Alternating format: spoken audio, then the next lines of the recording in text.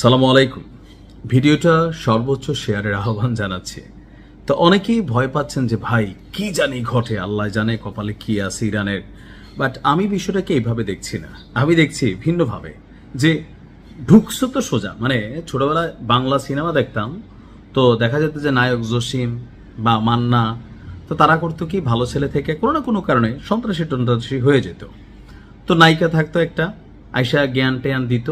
তো নায়ক মান্নার হঠাৎ করে মনে হইতো যে কি বলা হয়, যে নায়িকাদের নাম কি থাকতো, ধরেন পরি টরি ব্লা ব্লা, যে ওর জন্য ভালো হয়ে যাবে। তো বসের কাছে গিয়া বলতো, বস দেখেন আমি তো ভালো হয়ে যেতে চাই, আমি এই রাস্তাটা ছাড়তে চাই। তখন হুমায়ুন ফরিদি বা রাজীব একটা ডায়লগ দিত, যে রাস্তায় একবার আসা যায় কিন্তু আর ফিরা যায় না।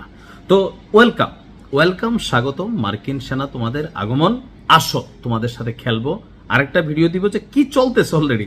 তবে আগে একটু জানাচ্ছি, ইরানে অভিযান চালাচ্ছিল মার্কিন যুক্তরাষ্ট্রের অত্যাধুনিক প্রযুক্তির যেই F-15 যুদ্ধ বিমান।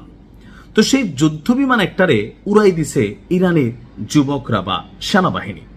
তো ওই যুদ্ধ বিমানটা, এখানে যে পাইলট ছিল সে মিসিং, তাকে খোঁজ করা হচ্ছে গেল গতকালকে থেকে।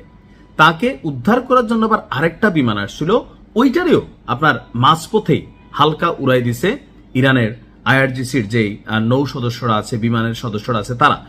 তো এমন পরিস্থিতিতে মার্কিন সেই পাইলটকে উদ্ধার করার জন্য মার্কিন সামরিক বাহিনীর বিশেষ ফোর্স বা বিশেষ চৌকস দল, স্পেশাল ফোর্স নামক একটা টিম ইরানে প্রবেশ করেছে। তথ্য বলছে যে রাতে এই দেশটিতে আপনার গতকালকে, মানে আজকে রাতেই প্রবেশ করেছে। এখন ইরানে আসলে এটা কি টাইম আমি জানি না, তবে এই মুহূর্তে নিউজটা খুবই মার্কেটে চলে আসছে যে ব্রিটিশ গণমাধ্যম দ্য টেলিগ্রাফ তারা বলছে রাতের আধারে ইরানে প্রবেশ করেছে মার্কিন স্থল সেনাদের একটা স্পেশাল ফোর্স। তো আপনার শুক্রবার দিনের শুরুতে ইরানের আকাশ সীমায় মার্কিন বিমান বাহিনীর একটি F-15 যুদ্ধ বিমান ভূপাতিত করে তেহরানের আকাশ প্রতিরক্ষা বাহিনী। বিমানটিতে সাধারণত 2 জন ক্রু থাকেন। আকাশ যুদ্ধের ইতিহাসে অত্যন্ত দক্ষ এবং প্রশিক্ষিত এই 2 সেনার মধ্যে একজনকে অতি ঝুঁকিপূর্ণ এক ঝটিকা অভিযান চালিয়ে ইতিমধ্যেই নিজেদের ডেরায় ফিরে নিয়ে গেছে মার্কিন কমান্ডোরা। তবে সেই উদ্ধার অভিযান মোটেও সহজ ছিল না। সেখানে উপস্থিত উদ্ধারকারী মার্কিন ব্ল্যাক হক হেলিকপ্টারগুলোকে লক্ষ্য করে নির্বিচারে গুলি করে বৃষ্টির মতন আপনার ইরানের পুলিশ এবং স্থানীয় সশস্ত্র মিলিশিয়ারা। প্যান্টাগনের কর্মকর্তাদের বরাতে জানা গেছে, গুলিতে একটি হেলিকপ্টারের পেছনের লেজের অংশ দাউ দাউ করে আগুন ধরে যায় এবং কুণ্ডুলি পাকিয়ে ধোঁয়া বের হতে থাকে।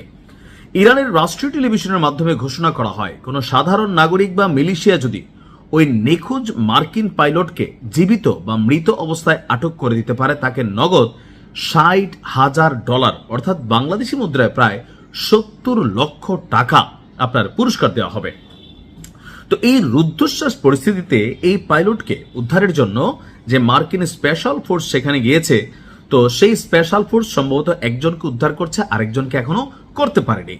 ট্রাম্প বলছে যে এ বিষয়ে আমি এখন পর্যন্ত কোনো মন্তব্য করতে পারছি না, কারণ আমরা আশা করছি তেমন খারাপ কিছু ঘটবে না। কিন্তু ভাতিজা, খারাপ ঘটবে না ভালো ঘটবে, আজকে সারাটা দিন দেখতে থাকেন। তো এখানে আসলে স্পেশাল ফোর্সের আমার ধারণা 2 থেকে 300 সেনা হতে পারে, 1 থেকে 200 সেনা, তবে সংখ্যাটা কত আপনার এটা কিন্তু এখনো সামনে আসেনি। তবে মার্কিন এই বিশেষ বাহিনী প্রবেশ করেছে তাদের যে মিসিং যে পাইলট আছে তাকে উদ্ধার করার জন্য।